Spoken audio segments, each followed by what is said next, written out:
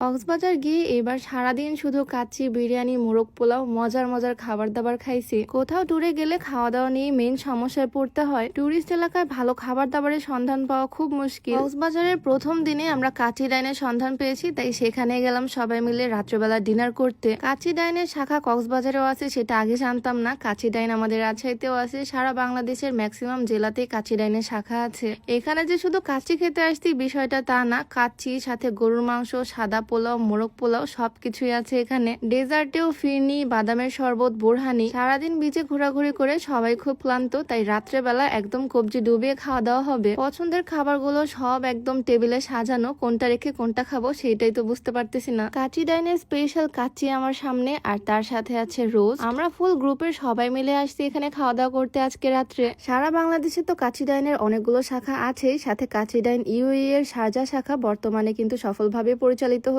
UAE Dubai international সিটিতে কাজ চলমান আছে এবং ইউএই আজমানে আগামীতে শুভ উদ্বোধন হবে। পাশাপাশি তাদের মালয়েশিয়াতে কাচ্চি ডাইন খুব দ্রুত ওপেন হবে। যাই হোক, এই ছিল আমাদের প্রথম দিন রাত্রেবেলার ডিনার। আলহামদুলিল্লাহ, রাতের বেলা তো একদম পেট ভরে খাওয়া দাওয়া করছি। আর তারপরের দিন দুপুর বেলাও আমরা চলে গিয়েছিলাম হাজি বিরিয়ানি হাউসে। কক্সবাজারে এসেও যে হাজি বিরিয়ানি পেয়ে যাবো সেটা তো চিন্তাও করিনি। কক্সবাজারে আমরা সুগন্ধা পয়েন্টেই ছিলাম, তাই সবগুলো রেস্টুরেন্ট আশেপাশেই পড়ছে। হাজি বিরিয়ানি হাউসে বিরিয়ানি থেকে শুরু করে তেহেরি, মোরগ পোলাও সবকিছুই আছে। ট্যুরে এসে আর যাই হোক, খাওয়া দাওয়া হচ্ছে এবার একদম ভরপুর। ট্যুরে এসে বা কক্সবাজারে এসে যারা ভালো খাবার জায়গা খুঁজে পাও না, তাদের জন্য আজকের ভিডিওটা অনেক হেল্পফুল হবে। আজকে তোমাদের মজার মজার খাবারের সন্ধানই দিব। এই হাজি বিরিয়ানি হাউসের তেহেরি থেকে শুরু করে মোরগ পোলাও সাথে কাচ্চি বিরিয়ানি সবকিছুই খুবই মজা লাগছে আমার কাছে। দেখো, দেখেই কি লোভনীয় মনে হচ্ছে। 3 ধরনের খাবারের ভ্যারিয়েশন আজকে ট্রাই করছি, মোরগ পোলাও, তেহেরি আর কাচ্চি বিরিয়ানি। সবাই তো মজা করে খাচ্ছি, আর এদিকে আমার হাজব্যান্ডের অবস্থা, সে তো একদম চেটে পুটে প্লেট একদম মুছে খাইছে। আর বিরিয়ানি খাওয়া শেষে আমার তো বোরহানি লাগবেই। বোরহানি সাথে বাদামের শরবত, এখানে সবকিছু অ্যাভেলেবেল। তো সেদিন দুপুরে খাওয়া দাওয়া আমাদের শেষ আলহামদুলিল্লাহ। আর রাত্রেবেলা আমরা চলে গিয়েছিলাম মেজদান ডাইনে। কক্সবাজারের বেস্ট বাঙালি খাবার যদি তোমরা ট্রাই করতে চাও তাহলে এখানেই চলে আসবা। এখানে আসার সময় আমার এতটা পরিমাণে এক্সপেকটেশন ছিল না, কিন্তু কিছুক্ষণ পর খাবার দেখে আমার চোখ একদম ছানা ভরা। আশেপাশের পরিবেশটা খুবই সুন্দর এখানকার। আমরা যেহেতু ফুল গ্রুপের অনেকজন মিলে আসছি, তাই একদম লম্বা ভাবে বসে পড়লাম সবাই মিলে একসাথে। কিছুক্ষণের মধ্যে আমাদের খাবারও চলে আসলো,